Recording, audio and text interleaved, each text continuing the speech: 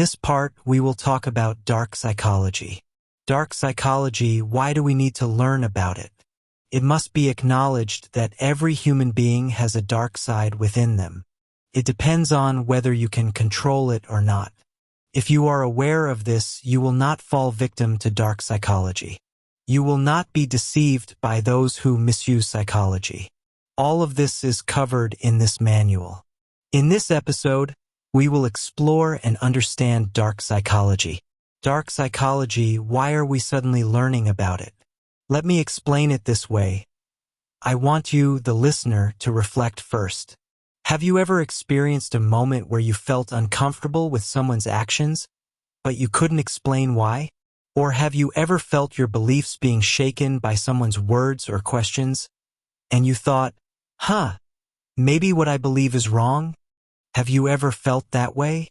Sometimes it might be a psychological tactic, but it becomes dark psychology when someone uses that knowledge to change who you are for their own benefit. Indeed, if you observe carefully, we encounter this all the time. In marketing, in the business world, they try to push certain desires onto us that we never even knew we had. But when we see their products or services, we suddenly feel the urge to have them. We are emotionally triggered by FOMO, fear of missing out, making us feel like we need that thing right now. This is a psychological tactic.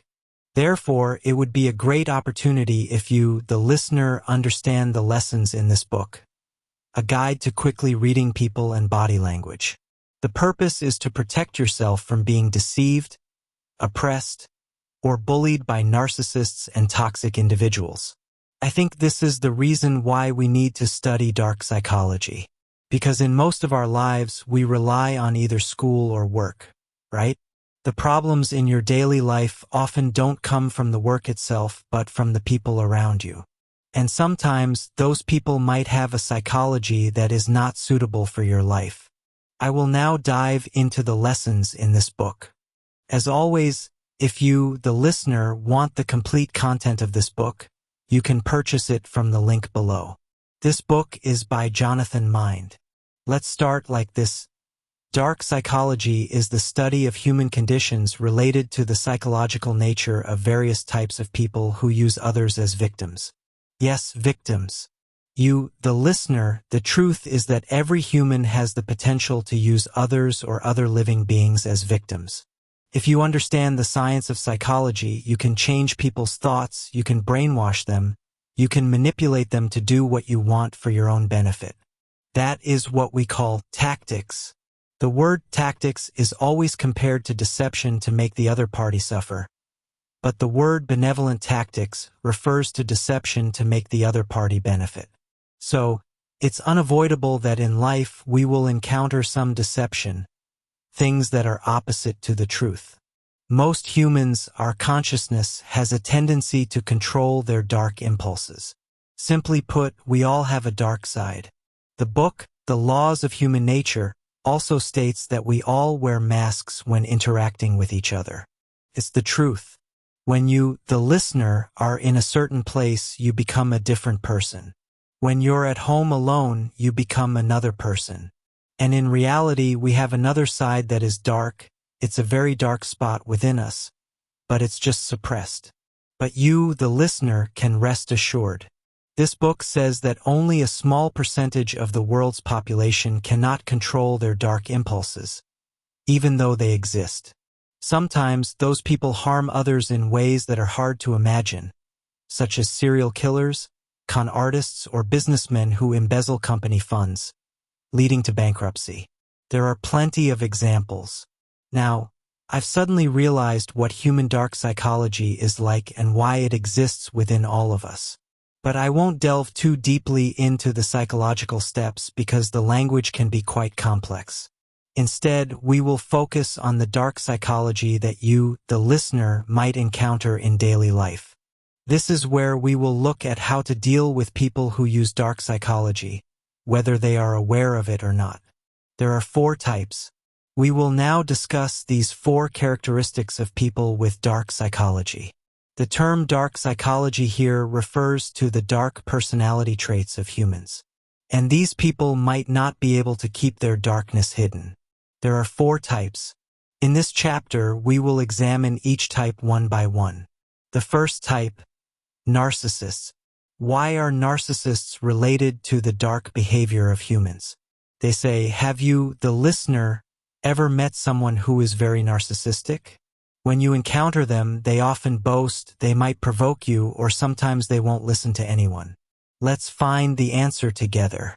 What is narcissism, how does it manifest, and why does it occur in the most intelligent beings, such as humans? Narcissism is a dark personality trait exhibited by individuals who are self-obsessed or self-centered. Narcissists often display arrogance, show superiority, demonstrate power, and tend to act in highly self-serving ways. However, sometimes narcissists can appear charming, and at times they may even exhibit positive attitudes. This is why these individuals are often skilled at deceiving others during initial encounters. Psychologists have noted that narcissists often seek out people who will feed their self-obsession. The term narcissism comes from the Greek myth of Narcissus. Narcissus was an extremely handsome young man with such allure that everyone fell in love with him. However, he treated people with disdain, scorn, and never reciprocated the love shown to him. As a result, he was cursed by the goddess Nemesis, the deity of retribution, to fall in love with his own reflection in the water. This is why the term narcissism is associated with self-obsession. Let's explore what narcissists are like, or perhaps we might even recognize some of these traits in ourselves, as it is part of the dark psychology of humans. Remember, we all have a dark side within us. Narcissists have high self-confidence, but this confidence is often distorted or abnormal. It may not be based on reality. When narcissists act in their own self-interest, it often causes harm to others. Narcissists feel that they are the center of others' attention and believe they deserve better treatment than those around them. They feel entitled and genuinely believe that when they receive special treatment, it is for the collective good, when in reality they simply desire that privilege for themselves. This is what makes it so intriguing. In truth, narcissists often believe they are smarter and more capable than others, and they work hard to prove it. In the end, they may even achieve more success than the average person. This raises the question: is narcissism good or bad? In the short term, some narcissists may achieve success, while others may face oppression, lack of acceptance, and an inability to succeed because they are lost in their own world. We will examine the aspects of narcissists who achieve success in the short term. But what about in the long term? Some say that narcissism can be a positive trait in ethical individuals. However, the problem is that most narcissists seem to believe that their needs come before everyone else's. After achieving short-term success, in the long run, there is a chance that narcissists may engage in unethical and immoral behavior. They may betray the trust of those who admire them. Initially, narcissists appear highly confident, but over time, they may become insecure. Do you see something here? Remember what I mentioned earlier about a condition called CEO syndrome? When ordinary people rise to positions of power, some may retain their integrity, while others may completely lose it, refusing to listen to anyone, abusing their power, and destroying others' lives. Narcissism, when it goes to the extreme, is exactly what we often see in the news. Finally, narcissists love to control because controlling others makes them feel good. They will try to manipulate people so that they continue to feed their narcissistic needs. This is the first type. Have you, the listener, ever encountered someone like this? Or do you feel that you might have some of these traits? If so, understand that it exists within all of us. But can you control it? Reflect on yourself and take a closer look. The second personality type is Machiavellianism. Niccolò Machiavelli is associated with this dark personality trait, which involves insincerity and manipulation. The term comes from Niccolò Machiavelli, a well-known political philosopher famous for his work The Prince. This book provides advice on how to control the masses and manipulate people to gain power over them. Some chapters are so dark that they suggest you might need to take someone's life to achieve that power. This is why the Machiavellian personality reflects individuals who will do anything for their own benefit, regardless of the harm it causes to others. Let's see if you've encountered this personality type in your daily life. These individuals do not care about the values that most of society holds dear. They may be amoral and self-centered. They lack a sense of right and wrong and will do anything as long as it benefits them. People with these traits often cheat, lie, and harm others to achieve their goals. They are emotionally detached from those around them. If you are in a relationship with such a person, you might notice that your experiences with them feel insincere. They may not seem interested in forming a genuine connection with you, though they might occasionally show some sincerity. That could be a sign of Machiavellianism. The defining trait of Machiavellians is their coldness, especially when it comes to difficult tasks. They can act with complete detachment, even when their actions may affect someone's future. Machiavellians are cold and lack morality. They are skilled at manipulating interpersonal relationships. They believe life is a zero-sum game. If someone wins, someone else must lose. They see the key to success as manipulating others. They approach all relationships with a cold, calculated attitude and often have plans in place. Sometimes, if you look at their background, they may appear very charismatic, but for them, it's just a method and a rule to achieve their goals. In conclusion, Machiavellians are experts in manipulation and have a high tendency to engage in white-collar crimes, such as embezzlement, fraud, and lying. You will find many Machiavellians in such environments. Now, let's move on to the third personality type, psychopathy. The author, Jonathan Mind, states that among the dark personality traits, psychopathy is the most dangerous. Why? Psychopaths have extremely low levels of empathy for others. They do not care about others and, in contrast, have very high levels of impulsivity and thrill-seeking. They are callous, enjoy manipulating others, and have an inflated sense of self-importance. They seek excitement without caring whether their actions cause pain to others. This is different from Machiavellianism. While Machiavellians act in their own self-interest even if it harms others, psychopaths may harm others even if they gain nothing from it. It's strange, isn't it? This makes psychopathy even more frightening than Machiavellianism. Psychopaths are harder to detect than you might think. They tend to maintain a facade while destroying others, harming people, and crushing their feelings, all while finding it enjoyable. This is somewhat similar to the fourth type, which I will discuss next. Psychopaths can sometimes appear charming when they are trying to manipulate you. They are adaptable and have a tendency to engage in criminal behavior, though this is not always the case. In children, psychopathy may manifest as conduct disorder or antisocial behavior, where they refuse to listen to anyone. In adults, it may show up in the workplace, where they frequently blame others for their mistakes. Interacting with such individuals can feel incredibly uncomfortable. The question is, how is the psychopathic personality formed? Almost 99% of the time, it stems from childhood. The environment during childhood plays a significant role. Psychopathic traits often have roots in early life, and social factors and environmental conditions are heavily responsible. Particularly, if someone grows up in a chaotic, violent, or unstable environment, they are more likely to exhibit clear signs of psychopathic behavior. Experts agree that there are three main factors that contribute to the development of antisocial psychopathy. 1. Genetics. 2. Brain anatomy, the shape of his brain. 3. Encirclement, this is the third type. 4.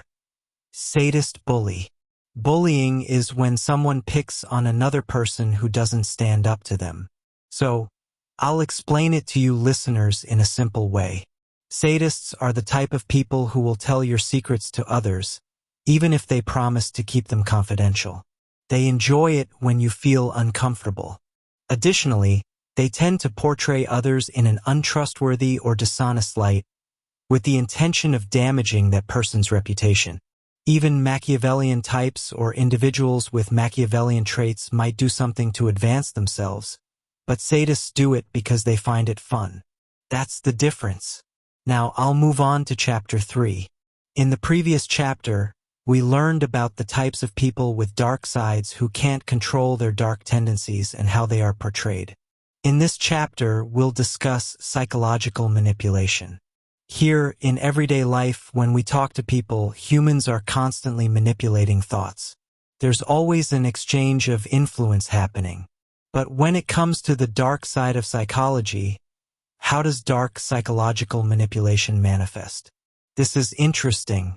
I'll start here for you listeners. Psychological manipulation is defined as a form of social influence that attempts to change the behavior and perception of others through subtle strategies of deception and covert actions. So, generally, people who manipulate others tend to lack empathy. Even if they treat you well at the beginning of a relationship, you need to pay close attention to how they treat others. I think we should ask ourselves why we need to manipulate others, or why people manipulate each other. In what ways do we manipulate people? For example, if you listeners have children, you might want them to eat vegetables, eat meals, and exercise. That's manipulation for a good cause. However, if we manipulate others for harmful outcomes, that's where dark psychology becomes very dangerous, both for the manipulator and the manipulated. But since we're talking about dark psychology, we'll focus on psychological manipulation where the intent is to harm or exploit others. It's important for you listeners to know this. Why? Because one day when you're working, you'll realize that human behavior is a very slippery science. You might not notice it at first, but as you get to know someone, you'll start to notice their strange habits, and you'll feel uncomfortable trusting them further. If you know this, you'll be able to handle yourself more skillfully. Let's begin. The first type of psychological manipulation is gaslighting. The author writes it like this: gaslighting is the most severe form of manipulation. It's when the manipulator tries to make their target doubt their own reality. Often, it involves making someone doubt their memories and perceptions. One thing that comes to mind is, if you listeners are in an environment where someone is manipulating you to turn against your friends, making you distrust your close friends, they might be using gaslighting techniques. This book mentions that in the workplace, if you're an employee and you encounter a boss who sometimes crosses boundaries, they might gaslight you by saying, "I was just touching you lightly." If they say this often, you might start to think, am I overreacting? Am I being too sensitive? You'll see this a lot. They might insist on something you know isn't true until you start believing what they say. You might start doubting, is that really how it is? Since we all have free will and a sense of our own reality, is it possible for someone to tell us that our perception is wrong? They say it's very easy to assume that reasoning doesn't work. We might think we're smart or strong-willed, but the truth is humans have biases that ignore reason. This is called the availability bias, a trait that has been part of human nature for a long time. Notice, when you listeners see someone often, you'll start to like them. When you hear about a product repeatedly, you'll start to become interested in it. When you hear a belief repeated often, you'll start to believe it without realizing it. See how powerful psychology is. Let's continue. We might be able to tell who is gaslighting us. If you find yourself often doubting your own actions, or if your strong beliefs start to fade just because of one person, or if your interactions with someone always leave you feeling that way, they might be gaslighting you. They might say you're too emotional, but in reality, they're trying to make you stop trusting your own feelings. Or you might feel like someone is driving you crazy or making you lose control when you're around them. That's something to watch out for. I'll summarize it like this for you listeners. I'll tell you how to deal with it later, but first, understand this. If you feel confused about your beliefs, thoughts, and feelings whenever you're around someone, that's a clear warning sign. Simply put, trust your instincts. Don't ignore them. They're always trying to tell you something. Next, another technique of psychological manipulation is projection. Projection is a psychological manipulation technique where a person naturally projects their negative emotions and undesirable feelings onto others around them. In other words, if you see someone who always blames you or others whenever there's a problem, this is the technique of projection or deflecting their bad feelings onto others. Another term for this is toxic people. People with toxic traits love to use this technique, and importantly, toxic people won't admit they're doing this. Even if you see them doing it, they'll do it unconsciously. So, they'll point out that the disgusting things or all the problems might come from you, others, or society, but you'll rarely see them admit it's from themselves. At first, it might seem like no big deal, right? When there's a problem, they blame others. But in the long run, the problem will grow. If they blame others for small things, bigger issues will follow. And when that happens, conflicts that could break relationships or groups will arise. They say people who use projection often find someone to blame for everything, even if it's minor. Such people try hard to avoid taking responsibility for their actions. The result is that they distribute their negative behaviors and personalities to you. If you're around this type of person, you'll feel bad, uncomfortable, and unwilling to work with them. It's a toxicity you don't want to encounter. And honestly, I believe most of you listening will encounter this at some point in your lives. The third strategy is social isolation. Humans are social beings, right? We live together, and we feel there's a social drive or pressure that controls the behavior of people in a group. But one of the strategies manipulators use is pulling you away from the group. The group here could be your family or friends you trust. For example, let me read this, and I want you to use your judgment. Social isolation makes manipulation much easier because it removes any support you might have. When someone becomes dangerous, it's about cutting off the victim's escape routes. Let's say, listeners, I want you to believe what I'm about to instill in you. I might use this method. If you want to learn from me, you first need to leave your family, cut ties with them, and then come learn from me. You'll have a much higher chance of believing what I say afterward because you'll feel like you've closed off your own escape routes. You've cut those ties, left your family, and in the end, you'll feel like I'm the only one you can rely on. See? Wow, I think this requires a lot of judgment, but it sums up that when you leave the environment you're familiar with, you lose some control and it increases the manipulator's power. It makes the victim more dependent on the manipulator. And here, I want you all to listen carefully. The method of isolating victims from the outside world is widely used by all types of manipulators. Leaders of groups often try to instill beliefs in new, younger members. They make sure these members are isolated so that they can manipulate them more easily. In the workplace, a manipulator might create hatred between you and your colleagues so that they get angry with you, stop supporting you, or start being wary of you. As a result, you end up losing your coworkers. If you join a cult or any kind of group, and the leader is someone who enjoys manipulating others, they might demand that you cut ties with your family and friends and rely solely on the people within the group. Then, you'll feel deeply tied to the group because you have no other support system. At that point, manipulation becomes almost 100% effective, and you'll feel like you're trapped in a cycle of overthinking, doubting yourself, and losing your sense of reality. Introverts, for example, are often emotionally vulnerable. When they're in social settings, they can feel exhausted because they're easily overstimulated or drained by social interactions. That's why they tend to be reserved and prefer to stay in the background. Social pressures can be overwhelming for them.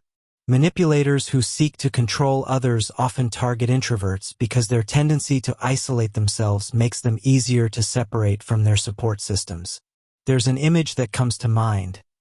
They say that if you're trying to sell something and you see a house with a sign that says, "No solicitors," That's actually the house where you're most likely to make a sale. Why? Because they can't resist emotional appeals. If someone comes to sell them something, they're more likely to give in. This is the second characteristic. The third characteristic is people who are overly empathetic. While empathy is generally a good trait, it can also have its downsides. People who are highly empathetic are often very sensitive. They not only adapt to the emotions and energy of those around them, but also tend to absorb the pain and struggles of others to the point where it becomes their own. For example, if I, as the speaker, were to share a sad story with you, and you're someone who is overly empathetic, you might start feeling the same sadness as me, even though the problem is mine, not yours. This can be a disadvantage because manipulative people can exploit these emotions. They can project certain feelings onto empathetic individuals, who then take those emotions as their own. Empathetic people are often prime targets for manipulators because they feel deeply for others. A manipulator might fabricate a story about financial difficulties, for instance, and the empathetic person, feeling their pain, might be easily deceived. Another group that manipulators target are those who fear loneliness. These individuals feel lonely and stressed even when there's nothing particularly wrong in their lives. Often, people who fear loneliness struggle in romantic relationships. Many listeners might be in unhealthy relationships because they're afraid they won't find someone else to love, even though they probably could.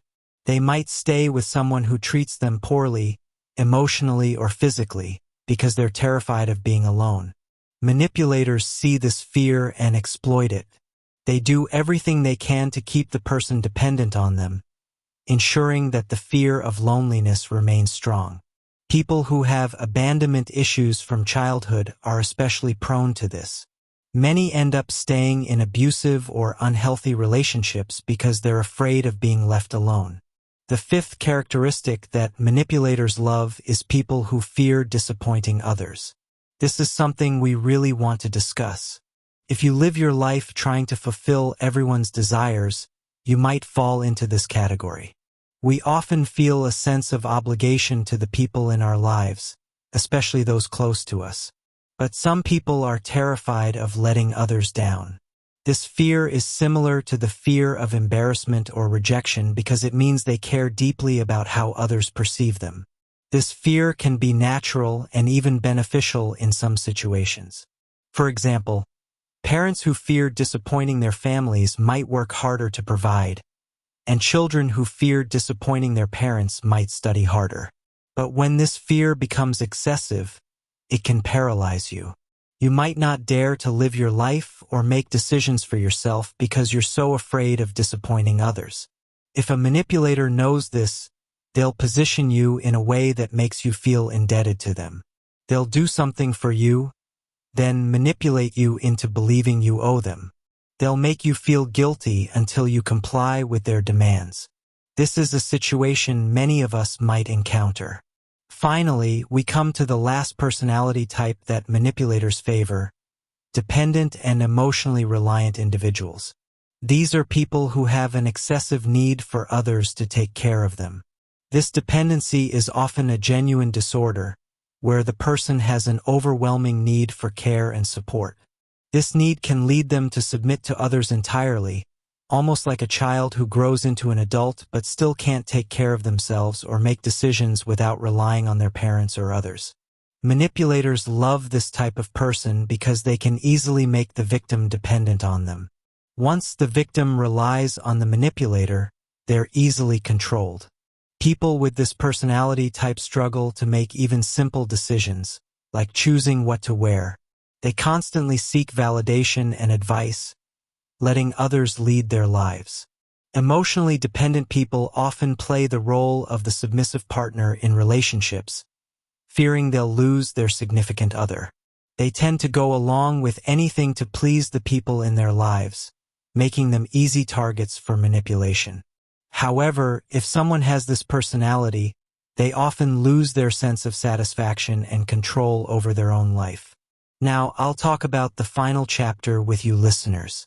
We've been learning for a while, And if we want to protect ourselves from being manipulated or deceived by others, what can we do?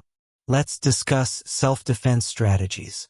First, acceptance. Accept reality, accept yourself, and accept your imperfections. True acceptance, they say, is self-acceptance. It means being content with who you are at this moment. Self-acceptance boosts your self-esteem, making you more confident in supporting your own identity and decisions. Instead of constantly criticizing yourself or wishing to be someone else, self-acceptance allows you to understand that you can be yourself. Many people struggle with self-acceptance. We're always striving to improve, to be more successful, richer, or more attractive. But in the end, we often let these desires push us into doing things we don't truly want. This makes us easy targets for manipulation. Manipulators often exploit our insecurities. To protect yourself, you must first accept reality. Some people think that if they accept themselves, they won't strive to improve, but that's not true. Self-acceptance allows you to acknowledge your flaws and take control of your life. You'll start wanting to improve from within because you understand your imperfections and know you can grow. And you'll do it for yourself, not for others. Second, increase self-awareness. This means tuning into that inner voice, your intuition, which is the most important voice to listen to. Increasing self-awareness means being more alert to understand why you're feeling a certain way, what's happening around you, and paying close attention to your environment. To stay alert to manipulators or deceivers, you need to access this self-awareness. Sometimes you might question someone else's response. We're not telling you to become paranoid, but you should observe the people you interact with more deeply. Study their body language and words, and try to see if they're hiding something. Self-awareness is about understanding yourself, having clear thoughts, and standing firm in your beliefs. You need to check in with yourself often because our beliefs and self-awareness can easily be shaken. If you don't regularly reflect on why you suddenly feel uneasy or uncomfortable, you might end up doing what the manipulator wants. Sometimes, the consequences of manipulation only become clear later, while the manipulator benefits. Third, detach with love. Detaching with love means recognizing that someone is manipulating you and understanding that it's not right. Their manipulation is not your responsibility. One of the best ways to handle this is to step back. If you know that whatever you do will have consequences you alone must face, let others think what they want. It's their issue. They might manipulate you out of anger, but you know it's not your fault. Detach. How they feel is their problem. You focus on yourself. The goal is to stop their attempts to control your life. I can confidently say that detaching with love can protect you from manipulation in many ways. Some manipulators try to intrude into your life, exploit you, or make you take responsibility for their actions. They want your whole world to revolve around them, demanding all your attention. That's how they control you. So detach. If you can do this, though it might be difficult, you'll gain the upper hand. For example, if you see someone with an attention-seeking personality and feel sorry for them, your desire to help might be exactly what they want. But if you realize you can't really help and it's not your responsibility, detaching will give you the advantage. Most importantly, you won't stress over things that aren't your concern. Fourth, build self-confidence. We can all protect ourselves from manipulation by building self-confidence. People who can't control their own lives, who constantly seek validation or live up to others' expectations, lose their self-confidence. To build self-confidence, focus on self-improvement, self-control, and making important life decisions without being swayed by others' expectations. This will boost your self-esteem. Stop comparing yourself to others. Manipulators are experts at making you feel inadequate. Pursue your own interests and set your own goals. Don't measure your life against others. Also, be mindful of the company you keep. Surround yourself with positive, inspiring people who make you happy. Keep your distance from negative or toxic individuals. Even when you're alone, you can build self-confidence through exercise. Studies show that exercising increases motivation and gives you a sense of control over your life. Waking up to exercise is hard, but if you can do it, you'll feel like you're steering your own life. Plus, it releases feel-good hormones. Fifth, change your reactions to protect yourself from manipulation. Remember this. The only person you can control in life is yourself. You can't control what others say or do to you. Even if you're a victim and someone limits your options, you still have the power to choose how to react. This is crucial because, ultimately, things only have meaning if you give them meaning. Choose good food, it affects your brain, emotions, and self-control. If you don't take care of your diet, your brain won't function well, and neither will your self-control. This book suggests consuming unrefined carbohydrates in moderation and foods rich in omega-3 fatty acids, which can prevent depression. Some psychologists believe eating more fish can boost self-confidence. I won't delve too deep into diet since I've discussed it in previous videos, but if you have food in front of you, you can tell what's good for you. Foods high in sugar or caffeine can harm your self-confidence. Take care of your diet, and you'll reap the rewards of happiness. Finally, learn to be alone. If you're afraid of being alone and can't find happiness in solitude, you're more likely to become an easy target for manipulation. Take control of your life by setting aside time for yourself, separate from time spent with others. It's okay to care for your family, friends, or partner, but if you let them take up all your time, you'll lose control of your life without realizing it, and your identity will fade. Set boundaries and make sure others respect your personal time. Learn to say no. When someone asks you to do something, evaluate it mindfully. If it doesn't add value to your time and life, decline. Manipulators want you to become their servant. If you encounter a request or manipulation that doesn't benefit you, refuse it. This concludes the first part of the dark psychology that I've shared with you listeners. In the next chapter, we'll continue exploring manipulation and dark psychology. But in this chapter, I believe you've gained insight into the darker side of human nature. Remember, we all have this side within us. It's about whether we can control it. There's a high chance you'll encounter people who can't control their dark psychology in your daily life. And today's lesson will serve as a guide to help you handle those situations. As always, if you've listened this far and want to learn more about dark psychology, you can purchase the book using the link below. It's been an honor and a pleasure to learn about psychology together today. Thank you for listening.